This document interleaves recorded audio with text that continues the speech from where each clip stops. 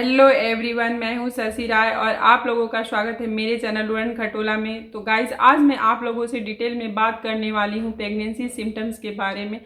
बिना test kit का use किए हुए हम कैसे जान सकते हैं कि हम प्रेग्नेंट हैं कि नहीं हैं। तो गाइज, आगे बढ़ने से पहले मैं आप लोगों को थोड़ा सा मैं बता देती हूँ कि मैं जो भी यहाँ पे बातें कर रही हूँ, करने जा रही हूँ, वो सारा मेरा पर्सनल एक्सपीरियंस किया हुआ बातें हैं। वही मैं आप लोग के साथ भी शेयर करने जा रही हूँ। तो फर्स्ट मैं बता दे रही हूँ कि मेरी 2 साल की बेटी है और मैं ये सारा चीज़ एक्सपीरियंस कर चुकी हूँ, जो मैं आप लोगों से आज डिटेल में बातें करने वाली हूँ। तो गाइज, मैं आप लोगों को बता देती हूँ कि हमें कब पता चलता है कि हम प्रेग्नेंट हैं या नहीं हैं।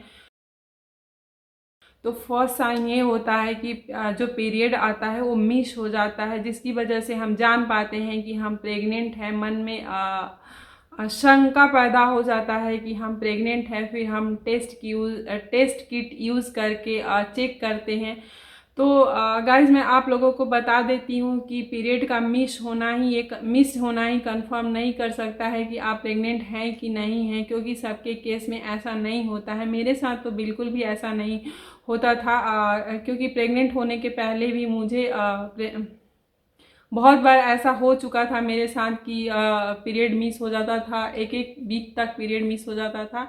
तो गाइस, पीरियड का मिस होना ज़रूरी नहीं है कि आप प्रेग्नेंट हैं। इस बात को कंफर्म नहीं कर सकता है। सबका सबका जैसे सब आदमी का सोच विचार, बॉडी हार्मोन अलग अलग होता है, उसी तरह से ये भी होता है। किसी किसी के केस में ऐसा होता है कि पीरियड मिस होते ही वो जान जाता है कि हम प्रेग्नेंट हैं, लेकिन सबके साथ ऐसा नहीं होता है। मेरे साथ तो ऐसा बिल्कुल भी नहीं हुआ था पहले। कभी कभी थकान की वजह से या नेगेटिव थिंकिंग की वजह से भी हार्मोन्स में बदलाव हो जाता है बॉडी में, जिसकी वजह से भी पीरियड मिस हो जाता है। कभी 1 हफ्ते तक भी मिस हो जाता है। मेरा तो मैक्सिमम 2 हफ्ते तक भी मिस हुआ है। तो गाइस, दूसरा ये है कि आपको प्रेग्नेंट आप जब हो जाते हो तो आपको वोमिटिंग होती है और नौसिया टाइप का होता है, यानी कि चक्कर आना टाइप का हो जाता है। तो ये भी मैं आप लोग को बताती हूँ कि ये सबके साथ ज़रूरी नहीं है कि वोमिटिंग आए और नौसिया टाइप का हो, क्योंकि मेरे साथ ये भी नहीं हुआ था कि मुझे वोमिटिंग आ रही हो। ऐसा कुछ 9 महीने तक मुझे वोमिटिंग नहीं आई थी। तो सबका मैंने पहले ही बताया है कि सबकी बॉडी, सबकी सोच विचार जैसे अलग होती है, उसी टाइप का ये सारे भी सिम्टम्स होते हैं। सबकी बॉडी में अलग अलग सिम्टम्स होती हैं। तो किसी किसी में नौसिया वोमिटिंग टाइप का सिम्टम्स होता है, किसी किसी में नहीं होता है। मेरे केस में नहीं हुआ था।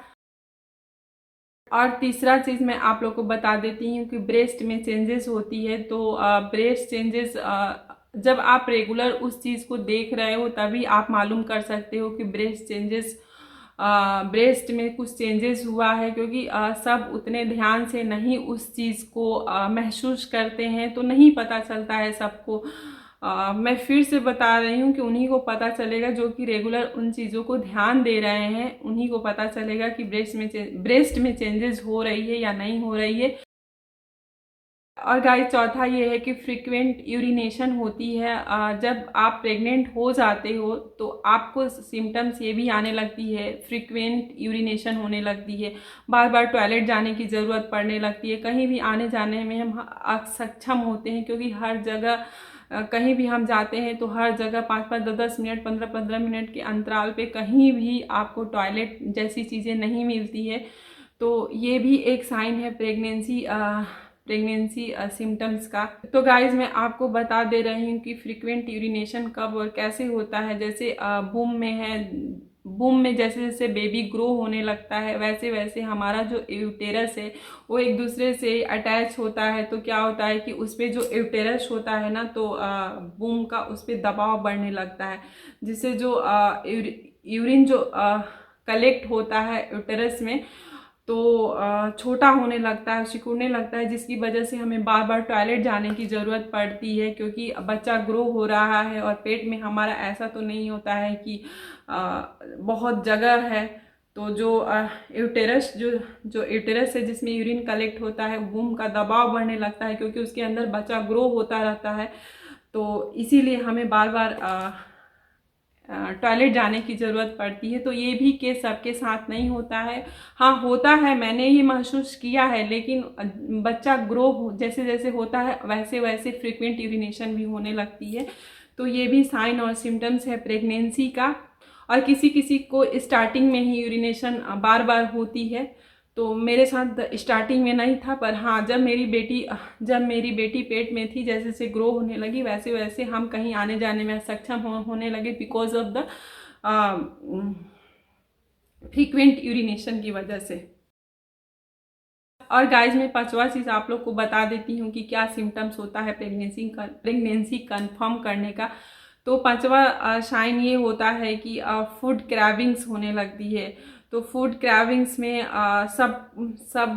सबका जैसे सोच विचार बॉडी हार्मोन एक जैसे नहीं होते हैं, वैसे ये फूड क्रेविंग्स भी आती है। मेरे साथ ऐसा बिल्कुल भी नहीं हुआ था। मुझे कोई भी ऐसा नहीं होता था कि नहीं मुझे यही खाने का मन कर रहा है, वही खाने का मन कर रहा है, बिल्कुल भी मेरे साथ ऐसा नहीं था।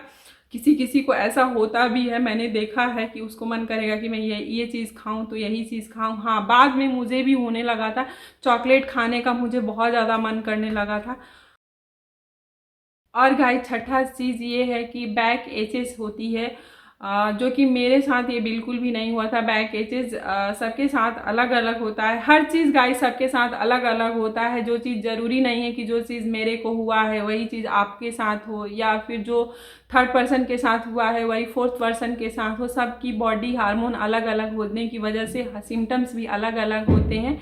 तो किसी को कुछ होता है, किसी को कुछ होता है। तो मुझे बैक एचेस भी नहीं हुआ था, और किसी किसी को बैक एचेस भी होता है। मैंने खुद अपने घर में भी देखा है कि खुजली टाइप की कुछ ऐसी चीज़ें होती है प्रेग्नेंट होने के बाद। तो ये भी एक साइन और सिम्टम्स है प्रेगनेंसी का। तो गाइस सेवेंथ सिम्टम्स प्रेगनेंसी का ब्रेथलेसनेस होती है, जो कि जैसे जैसे बच्चा बूम में ग्रो होने लगता है वैसे वैसे हमारे जो लंग्स है उस पर प्रेशर पड़ने लगता है, जिसकी वजह से हमें सांस लेने में डिफ़िकल्टी होती है। हम जल्दी ही थक जाते हैं, हाँफने लगते हैं। कहीं आते जाते हैं, नॉर्मल सा भी कहीं आना जाना हुआ, मार्केट हुआ या फिर कहीं भी हुआ, तो हम जल्दी ही हाँफने लगते हैं। तो ये चीज़ मैंने महसूस किया है, लेकिन मैं स्टार्टिंग में महसूस बिल्कुल भी नहीं की थी। वो भी तब महसूस होता है जैसे जैसे बूम में बेबी ग्रो होने लगता है, वैसे वैसे हमारे लंग्स पे प्रेशर पड़ने लगता है, जिसकी वजह से हम ये चीज़ महसूस कर पाते हैं, ब्रेथलेसनेस वाली केस। तो ये भी साइन एंड सिम्टम्स है प्रेगनेंसी का। तो गाइज मैं आप लोगों को बता देती हूँ अपने बारे में कि जब मैं 2 साल पहले प्रेग्नेंट हुई थी तो मुझे कब पता चला कि मैं प्रेग्नेंट हूँ या नहीं हूँ, बिना चेक किए हुए फर्स्ट टाइम मुझे कब पता चला और कैसे पता चला, तो उसके बारे में भी मैं आप लोगों को आज बता देती हूँ। तो गाइज मैं बता देती हूँ कि मेरे पीरियड को आए हुए 22-23 दिन ही हुआ था। अभी मेरा डेट भी पूरा नहीं हुआ था, मेरा पीरियड मिस नहीं हुआ था, क्योंकि डेट अभी हुआ ही नहीं था। और मेरा जो पीरियड था ना गाइज वो रेगुलर हो गया था, 26 डेज 27 डेज पे आ जाता था, लेकिन मेरा अभी 22-23 दिन ही हुआ था। तो मुझे फर्स्ट टाइम कैसे पता चला, तो मैं उस time out of India Ireland में रह रही थी। तो मैं ना किचन में खाना बना रही थी, और अचानक से मुझे ऐसा फील हुआ कि मेरा जो घुटने के नीचे वाला लेग है ना, घुटने के नीचे वाला जो पोर्शन होता है, मुझे ना उसमें अजीब सा मरोड़ जैसा हुआ। मैं दिन का लंच बना रही थी और मुझे इतना मतलब मरोड़ सा होने लगा कि मैं वहाँ पे खड़े होने में असक्षम थी, मैं नहीं खड़ा हो सकती थी। और मुझे गैस को बंद करना पड़ा, और मैं जाके बेडरूम में चली गई और अपने ही हाथों से अपने पैर को मसाज करने लगी। और दोनों पैर में मुझे मरोड़ जैसा हो रहा था, लग ही नहीं रहा था कि वो मेरा पैर है। और मेरे जो हस्बैंड है उनका तो ऑफिस का काम चल रहा था, तो वो अपने ऑफिस का काम कर रहे थे और कोई था भी नहीं मेरे पास।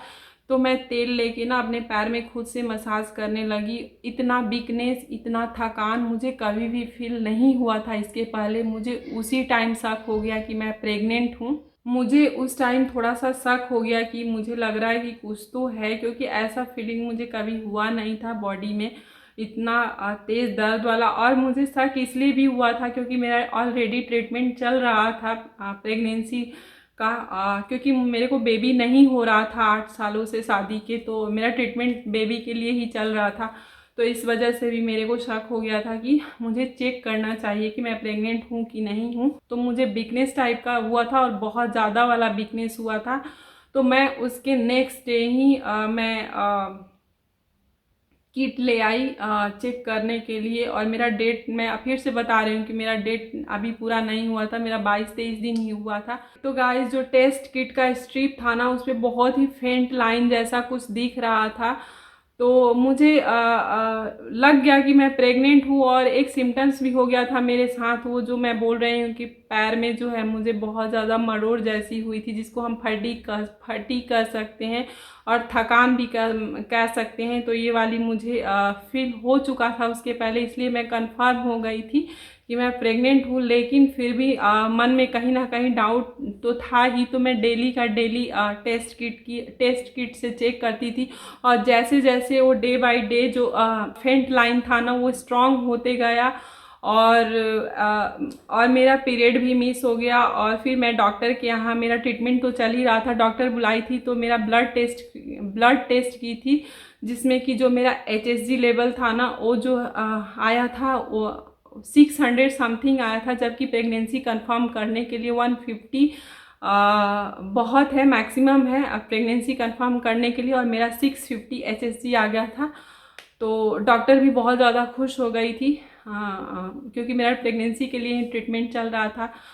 तो ये मेरी रही प्रेगनेंसी कंफर्म करने वाली बातें। और गाइज इसके पहले मैं बातें कर चुकी हूँ आपने प्रेगनेंसी जर्नी के बारे में, प्रेगनेंसी ट्रीटमेंट के बारे में। तो आपको मैं लिंक दे दूंगी इस वीडियो में, आप जाके देख सकते हैं। जिनको बेबी नहीं हो रहा है वो उस वीडियो को देख के शायद आप लोगों को कुछ हेल्प हो सके। तो आप लोग ज़रूर उस वीडियो को जाके देखिए, मेरे ट्रीटमेंट से रिलेटेड क्या क्या मेरे साथ हुआ था। क्योंकि इस वीडियो में मैं इतना डिटेल में चर्चा नहीं कर सकती, क्योंकि वीडियो बहुत ज़्यादा लंबा हो जाएगा और बहुत लोगों को मेरी वीडियो मोटिवेट भी कर सकती है। तो आप लोग जाइए उस वीडियो को ज़रूर देखिए। और गाइज आप लोग वीडियो को अभी लाइक कमेंट कर दीजिए और चैनल को मेरे सब्सक्राइब कर दीजिए, क्योंकि मैं हर बार प्रेगनेंसी से रिलेटेड आप लोगों से बातें करती रहती हूँ और मुझे बहुत ज़्यादा प्यार भी मिल रहा है। मैं इसके बारे में चर्चा कर रही हूँ तो मुझे ऐसा फील हो रहा है कि आप लोग मुझे पसंद कर रहे हो। तो मैं आप लोग से हर छोटी छोटी बातें मैं शेयर करते रहूँगी आगे भी। और आप लोगों की प्यार की वजह से ही मैं भी मोटिवेट होकर और वीडियो बना पा रही हूँ। तो कुछ भी गाइस आप लोग को मन में क्वेश्चन हो, डाउट हो, तो आप लोगों को मैं सोशल मीडिया का लिंक इस वीडियो में दे दूँगी और आप लोग वहां जाकर इंस्टाग्राम और फेसबुक के थ्रू मुझसे बातें कर सकते हैं और पूछ सकते हैं। और कमेंट के थ्रू भी इस वीडियो पे आप लोग पूछ सकते हैं मुझसे। एक चीज़ और भी बता देती हूँ कि जब मेरी प्रेगनेंसी हो गई थी तो मुझे, मेरा जो प्रेगनेंसी था वो बहुत ज़्यादा हेल्दी जा रहा था। और क्योंकि फूड का ध्यान मैं ज़्यादा रख रही थी, डॉक्टर ने भी बोला था कि फूड डाइट का ध्यान रखना है, योगा तो करना ही है। तो मैं बहुत ज़्यादा हेवी एक्सरसाइज नहीं करती थी, पर हाँ योगा ज़रूर करती थी मेंटल पीस के लिए। हैप्पी रहना बहुत ज़रूरी होता है। और दूसरा ये चीज़ है कि जो ग्रीन वेजिटेबल्स है उसको ज़्यादा से ज़्यादा खाना चाहिए। पर मेरे साथ ऐसा था कि मैं खाती थी लेकिन बहुत ज़्यादा नहीं खा पाती थी, क्योंकि मैं आउट ऑफ इंडिया रह रही थी और वहाँ पे जो होता है शॉर्टेज होती है, इंडिया जैसा वेजिटेबल्स नहीं मिलता है। तो मेरे प्रेगनेंसी के दौरान मुझे आयरन की कमी हो गई थी। तो मैं आप लोगों को बता देती हूँ कि आप लोग ज़्यादा से ज़्यादा ग्रीनरी वेजिटेबल खाइए, पत्तेदार सब्जियाँ खाइए, क्योंकि उसमें आयरन की मात्रा बहुत ज़्यादा होता है। आयरन की मात्रा बहुत ज़्यादा होता है और वो आपके लिए भी ज़रूरी है। आपके बूम में जो बेबी ग्रो कर रहा है उसके लिए भी आयरन बहुत ज़्यादा ज़रूरी होता है। तो मेरे को आयरन की कमी हो गई थी, जिसकी वजह से मुझे आयरन का टेबलेट चल रहा था। तो आप लोग ज़्यादा से ज़्यादा ग्रीनरी वेजिटेबल्स खाइए, पीस खाइए। जो काबुली चना होता है उसमें भी आयरन बहुत ज़्यादा मात्रा में होता है। तो ये सारी चीज़ें आप लोग खाइए और पूरा अपने हेल्थ का ध्यान रखिए और कोशिश करिए कि हेल्दी लाइफ स्टाइल रहे आपका। तो चलिए गाइस, मैं वीडियो को यहीं पे एंड कर रही हूँ। तो आप लोगों से फिर से मिलेंगे न्यू वीडियो में, न्यू ब्लॉग में, न्यू वीडियो के साथ। तब तक के लिए बाय बाय, टेक केयर। और मेरी बेटी मुझे चिल्ला रही है मम्मा मम्मा, तो और ज़्यादा मैं आप लोगों से बातें नहीं कर सकती हूँ। तो फिर से आप लोगों से बहुत जल्द मिलेंगे हम। Bye bye, take care.